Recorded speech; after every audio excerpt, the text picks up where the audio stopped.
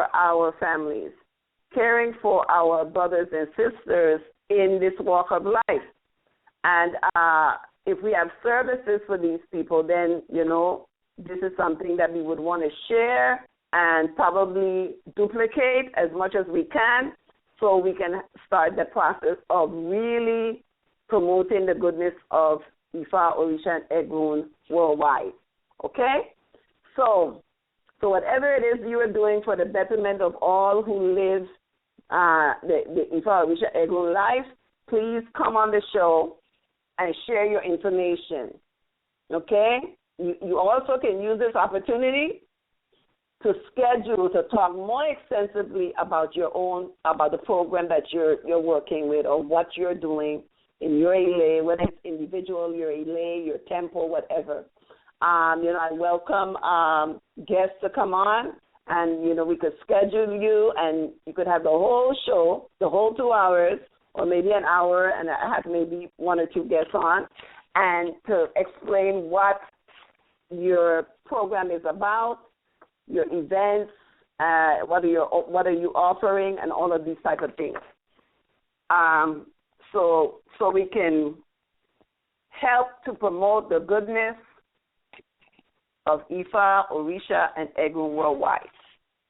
Part of promoting goodness, and I'd like to talk about this is one of the main topics we're going to talk about today, is how different groups of people celebrate their African spirituality, okay? And, of course, we have so many different groups of people that celebrate IFA, that celebrate Orishas all over the place. We know in Santeria, for instance, here in Miami, Florida, where I'm based, the people in the Orisha houses here, they have selected dates to celebrate the different Orisha birthdays. We have September 7th and 8th, which is Oshun and Yemaya, and then we have September 24th, which is Obatala Day, and then we have November 2nd, which is also, they just passed. November 2nd is the Day of the Dead, the day of what they call the Day of the Muerto. And a lot of people celebrate that worldwide, especially the Hispanic Ilays who follow some form of Christianity in mixing with their Orisha worship. We have Oya Day, I think it's February 2nd, that's Oya Celebration Day. So when these days come, many of the Santeras, and even the Lukumi people, some Lukumi people adhere to these days as a feast day for the different Orishas, okay? So in addition to that, we know that most people, whether it's individually done, they celebrate that, people in the Lukumi, they celebrate their Orisha birthday, or the day that they become initiated. They celebrate it every year. I got initiated in Lukumi first, and then so I still celebrate every year Oshun's birthday. Still celebrate Oshun's birthday, which also happens to be my birthday. How did that happen? But so, I was on the throne on my birthday.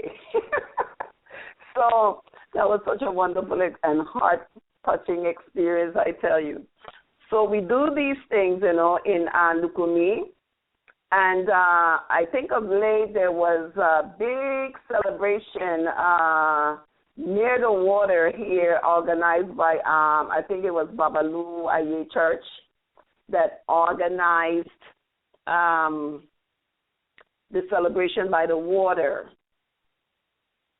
for the Lukumi, for on Yemaya feast day, Yemaya Oshun feast days this year. And I think they do it basically every year, but this year it was something I heard. I didn't get the opportunity to go, but I heard it was really special. And You see, because these are the things that bring people together. These are the things that help us understand that we're all one. You know, we're the same, regardless of how we practice and how we promote Orisha, Ifa, and Egun worship. How we worship, we are basically worshiping the same spirit, or in the same spirit. Okay? So we have these beautiful Orishas, you know, and our ancestors guiding us and wanting us to not just celebrate, but to establish some more firm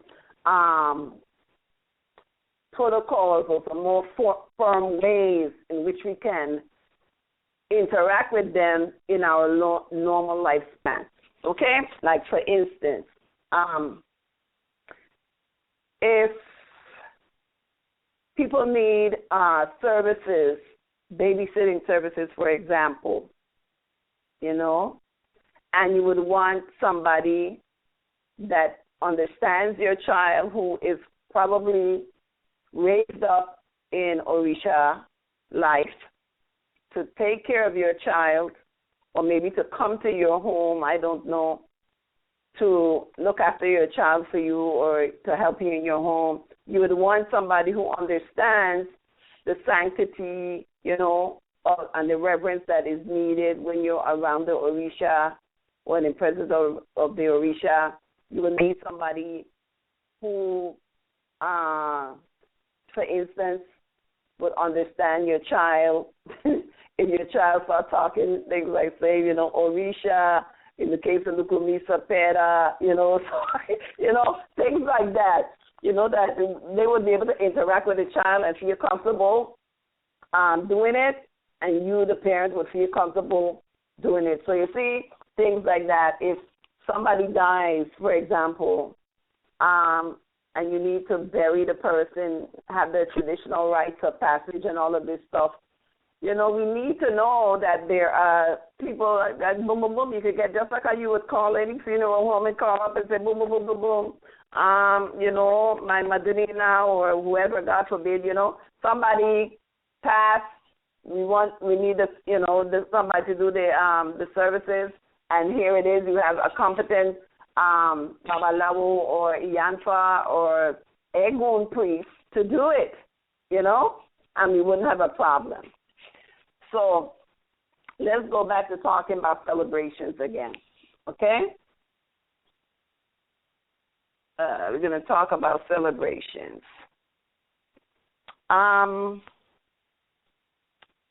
Okay. Let's start with the African continent, okay? Because that is the base from which we who practice African spirituality, that is the base of our spirituality. You know, the spirituality that we practice with the Orishas, the Eguns, come from the African continent.